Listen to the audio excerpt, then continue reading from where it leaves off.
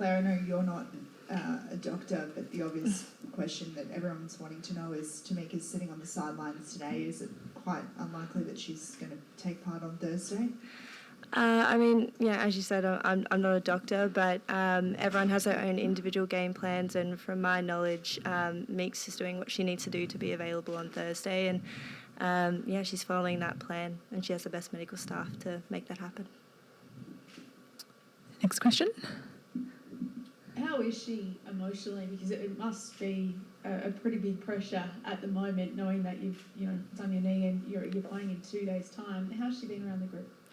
Yeah, I mean, it just goes to show that football sometimes is a really cruel game, and especially given what she's gone through the last couple of months getting back from a previous injury. But Meeks' personality, she's so positive and she's always looking forward to, what to do next. And that's kind of her mentality going through now, is just to keep going. Follow up? If she doesn't play, how much of a loss is it to the side? Yeah, I think, we don't want to lose anyone in the 23. We want 23 to be available, but it's a long tournament. One game doesn't mean every game, but definitely if we can have her there, that's the better option. All right, next question. As was mentioned from Newcastle, I mean, it's a long journey from where you're growing up to being on the verge of playing in a World Cup at home. Can you just talk about the journey you've been on and how you're feeling heading into this tournament? Yeah, being from Newcastle, I was really lucky to have so many Matildas there to look up to, with Joey Peters, Cheryl Salisbury, Emily Van Egmont. So, it was always kind of around that environment that it's what I wanted to do. And from there until now, it's kind of just gone so fast, and it's probably not something I'll reflect on until my time is done. But, I wouldn't change a thing. This is the best thing that could ever happen, and it's the biggest pat on the back, I think. Claire, you're obviously in that midfield mix amongst the players that are in the squad. It must be quite refreshing, I guess, having that healthy competition amongst the players who are all desperate to get in the first team for that game on Thursday. Yeah, I think, this squad, everyone's so competitive and everyone wants to play, but at the end of it, we all know, the newspaper might read, the Matildas win. It's not just one player. I think it goes to show, what Mary did on the game on the weekend. With her goal, it goes to show, games are won across the 90 minutes, and we all just want to push each other forward and win the game. And I love being in this environment. News broke overnight of Tegan Micah's move. Mm-hmm. Merseyside derby for you two next year. Have you spoken to her about that? Yeah, I'm really happy for her, even though it's in the wrong colour. But no, it's really good for Teagues, and it's good for the this national team to have more players in England in really competitive environments, and I'm really keen to see her in the Derbyshire derby. Yeah. Just over here. Next question. Yesterday was all about the legacy, and the legacy Matildas is leaving for the next generation. Mm-hmm. We had the statement about the pay equity, and Matildas have a history of advocating for women's issues. And what does that mean to you to pull on a Matildas jersey and to be a Matilda? Yeah, I think to wear the green and gold and to call myself a Matilda is, it's an honour and a privilege. And, they've done so much work to bring us to where we are now, but they're even doing more work to push us forward into the future. And I think, the biggest thing is to leave the shirt better than you found it. And whatever role that is, I'm obviously going to try and do my best to do that. And, yeah, it's amazing to be part of this team with that kind of rich history. Claire, hello, how are you? You debuted against Ireland, if I'm... Oh, yeah, sorry. You debuted against Ireland, if I'm correct? Yeah.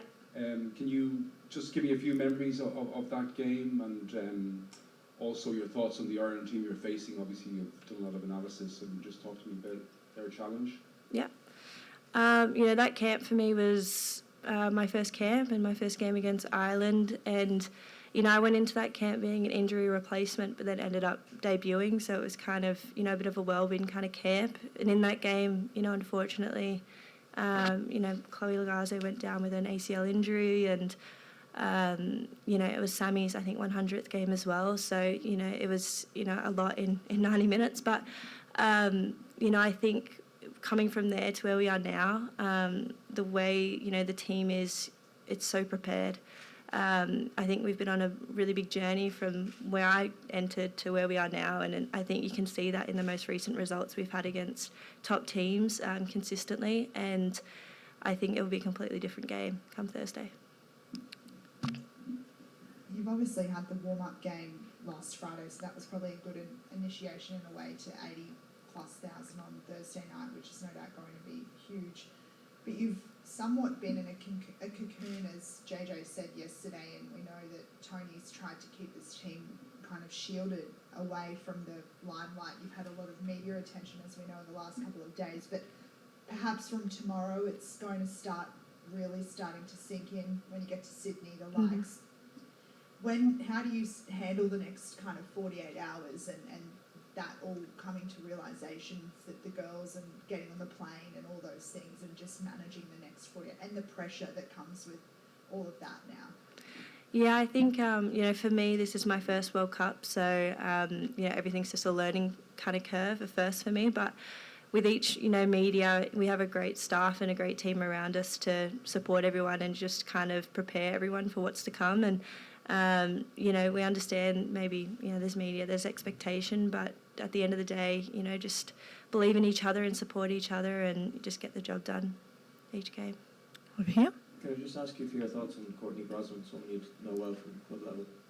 Yeah, I play with Courtney at Everton, and she's a fantastic keeper. She had some really key games for us at Everton, and I no doubt that she'll play a key role for Ireland in their game, and even in their game plan. And but I think hopefully we come out on top. Just over there. We spoke about Tamika earlier on, but Kaya Simon, she's also on a modified training program. How likely is it that she'll be right to go come Thursday? From my understanding, Kaya's doing her individual game plan as well, just like Meeks, and making sure that she can be available on Thursday, and that's all I know. Next question. Oh, one final question then. What about, I know you gave an update about Charlie, but is she in good spirits? Obviously it was a bit crook yesterday, she's coming late and everything, but Charlie's a pretty bubbly person, I assume. Yeah, Charlie's bubbly. She's lovely, and like the rest, just because she was sick the other day, she's got her own kind of plan to be ready on Thursday as well. Yeah. Fantastic. That concludes conference with Claire, and up next will be Ivy Loic in just a couple of minutes. Thanks, everyone.